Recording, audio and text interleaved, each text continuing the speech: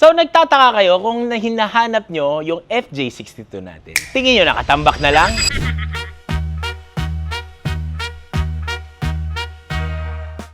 Tama kayo. Kasi, may project kaming gagawin dito. Nagre-research pa lang kami kasi yung pang-ilalim, balak kong gawing LC80.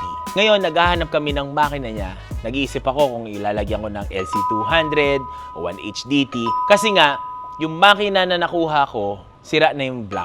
So, para sa akin, ayoko na mag-grease ng another naman just to sake na, ayan, baka magka-problema ulit. So, ngayon, slowly building this car and slowly nagre-research kami ng tamang diskarte o tamang build dito para sa kotse na to. Hindi na rin kami nagmamadali, wala na rin kaming hinahabol. Ang gusto ko na lang, enjoyin namin yung proseso ng pag-build ng ganitong kotse. So, do it once, do it right. Mr. 791. Tarat! Pero itong chassis naman natin is tapos na. And ilalagay ko na siya sa studio. Wow, sa studio na tayo.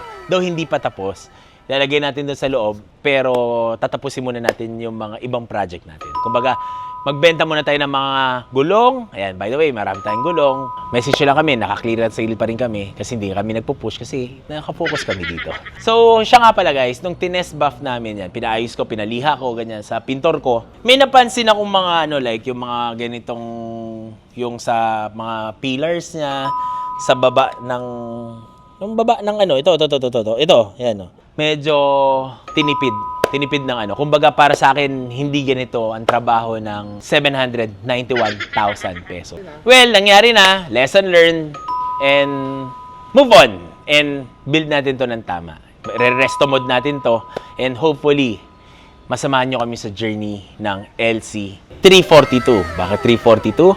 Makina ng 200, body ng 62, at ilalim ng LC80. Abangan niyo yung project na yan. It's gonna be long. Kasi sobrang habang proseso nito. And tignan natin kung mapapatakbo natin ng tama. So, see you tomorrow, guys. Let's go.